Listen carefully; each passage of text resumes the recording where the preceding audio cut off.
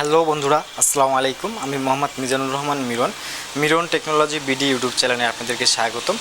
বন্ধুরা, দেখতে পাচ্ছেন আপনাদের সামনে আজকে আমি একটা এমপ্লিফায়ার রাখছি, যেটা হচ্ছে আপনার CS4080 প্রফেশনাল এমপ্লিফায়ার।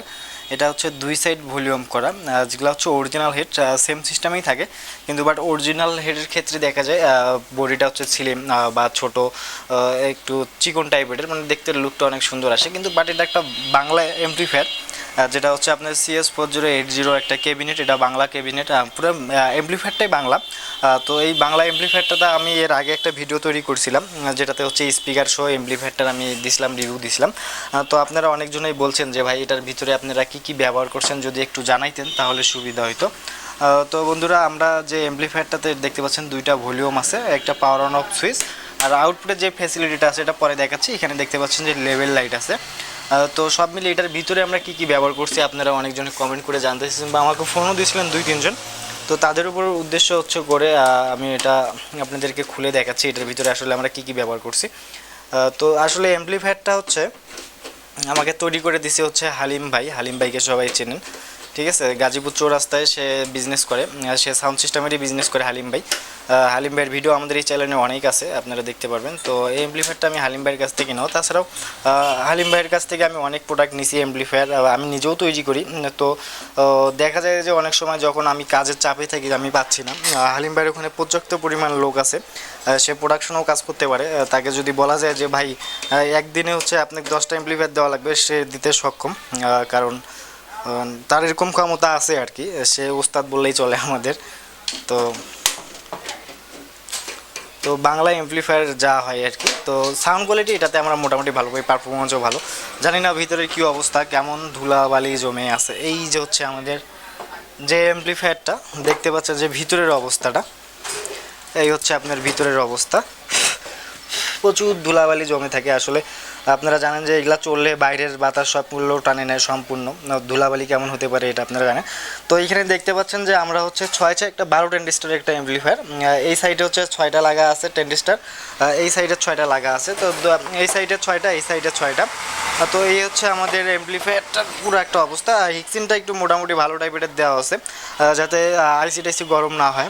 এই ক্ষেত্রে আইসি গরম হবেই, অ্যাম্পলিফায়ার চললে আইসি গরম হবেই, এটা এমপ্লিফায়ার চললে সাইড গরম হবে, এটা কোনো ব্যাপার না। কিন্তু কথা হচ্ছে আসলে এটা ধারণ ক্ষমতার উপর আমাদেরকে স্পিকারগুলো দিয়ে কন্ট্রোল করতে হবে। আমাদের এমপ্লিফায়ার 12 টেন্ডিস্টার, আমরা যদি চাই যে এখানে 2 পেয়ার মাল বাজাবো, তা কিন্তু সম্ভব না, এটা আপনারাও জানেন। তো কম বাজেটের মধ্যে যারা এমপ্লিফায়ারগুলো নিতে চান, দেখতে পাচ্ছেন যে ট্রান্সফর্মারটা, এই ট্রান্সফর্মারটা হচ্ছে অরিজিনাল তামার। যখন এটা আমাকে আলিম ভাই দিছিল, এটাতে হচ্ছে আপনার একটা হচ্ছে আপনার সিলভার যেটা থাকে, সিলভার যেটাকে বলা হয়, তো এই সিলভারের কয়েল এটাতে ছিল। পরে আমি আমার এখানে নিয়ে আসার পর আমার মিস্ত্রি দ্বারা আমি এটা অরিজিনাল তামার দিয়ে বাঁধে নিছি। যেটা হালিম ভাই দিয়েছিল ওটা পুড়ে গেছে, কিছুদিন পরে পুড়ে গেছে। তারপর আমি অরিজিনাল তামা দিয়ে বাঁধে নেওয়ার পর আমি ইউজ করতেছি, পারফরমেন্স খুব ভালো, এখন পর্যন্ত আর কোনো সমস্যা দেখেনি। আমার নিয়ে আসার পরে এই সমস্যাটা হয়েছিল, যেটা এমপ্লিফায়ারের ট্রান্সফর্মারের হচ্ছে আপনার কয়েলের তারগুলো পুড়ে গেছিলো সবগুলো। তারপরে নতুন করে তামার তার দিয়ে বাঁধে নেওয়ার পর আমার মোটামুটি চলতেছে, কোনো সমস্যা নাই। তো হচ্ছে এই যে দুই সাইডের যে বোর্ড দুটা দেখতে পাচ্ছেন, তো এইগুলা হচ্ছে আপনার খুব ভালো মানের বোর্ড, বলতে হচ্ছে এগুলা বাংলা বোর্ড, বাংলা বোর্ড দিয়ে এগুলা তৈরি করা, কিন্তু সাউন্ড কোয়ালিটির পারফরমেন্স অনেক ভালো। ফিল্টারিং ক্যাপাসিটার দেখতে পাচ্ছেন 4টা, আর এখানে একটা ডায়ার দেওয়া আছে দেখতে পাচ্ছেন।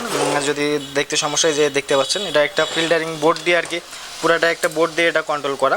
তো হচ্ছে এই হচ্ছে এমপ্লিফায়ারটার অবস্থা।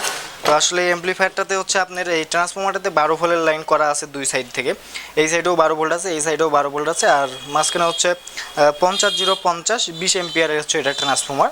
যাদের আপনারা কমেন্ট করেন যে ভাই এটা কত দেওয়া আছে, তো এটা 50-0-50 20 এম্পিয়ারের একটা ট্রান্সফর্মার। এই হচ্ছে এমপ্লিফায়ারটার অবস্থা, ঠিক আছে। আর হচ্ছে আউটপুটের যেটা লাইন, আউটপুটের আবার বলবেন যে ভাই আউটপুটের সিস্টেমটা কি, এই যে হচ্ছে আউটপুটের সিস্টেম দেখতে পাচ্ছেন হচ্ছে আপনার দুই সাইডে হচ্ছে 2টা কুলার ফ্যান লাগানো আছে, দুই সাইডে 2টা কুলার ফ্যান লাগানো আছে, দুই সাইডে 2টা কুলার ফ্যান। এই কুলার ফ্যানগুলো আসলে কী কারণে ব্যবহার করা, কুলার ফ্যানগুলো ব্যবহার করা হচ্ছে আপনার ভিতরের যে হচ্ছে আপনার বাইরে থেকে ঠান্ডা বাতাসটা ভিতরে দেওয়ার জন্য, আর হচ্ছে ভিতরে বাতাসটা বাইরে বের করে দেওয়ার জন্য। এই জন্য কুলার ফ্যানটা ইউজ করা, যাতে হিক্সিন গরম হলে আর কি ঠান্ডা রাখে। যাই হোক, আউটপুটের যেটা এখানে দেখতে পাচ্ছেন আমাদের মিক্সারের লাইন, যেহেতু আমরা এটা 2 ভলিউম করছি, এই জন্য এটা হচ্ছে মিক্সারের লাইন আমরা করে নিছি। দুই সাইডের জন্য 2টা মিক্সারের কেবলের লাইন, ঠিক আছে। আর হচ্ছে আউটপুটের জন্য দুটো স্পিকার, এখানে ফিউজ ব্যবহার করা হয়েছে, পাওয়ার ফিউজ, স্পিকার ফিউজ। আর এই ফিউজগুলো আমরা কী কারণে ব্যবহার করি, আসলে ফিউজগুলো ব্যবহার করা হয় যাতে স্পিকারে যদি ভোল্টেজ বেশি পড়ে যায় বা নেগেটিভ পজিটিভ এক জায়গায় হয়ে যায়, যাতে মেশিনের কোনো ক্ষতি না হয়, ওই ক্ষেত্রে হচ্ছে আমরা ফিউজগুলো ব্যবহার করি। যদি কোনো জায়গায় ভোল্টেজ কম বেশি হয় তাহলে ফিউজ কেটে যাবে আর কি, স্পিকারের আউটপুটের লাইনে যদি স্পিকার শর্ট থাকে কোনো জায়গায় ফিউজ পুড়ে যাবে, ওই ক্ষেত্রে মেশিনের কোনো সমস্যা হবে না। এই জন্য আমরা ফিউজগুলো ব্যবহার করে থাকি।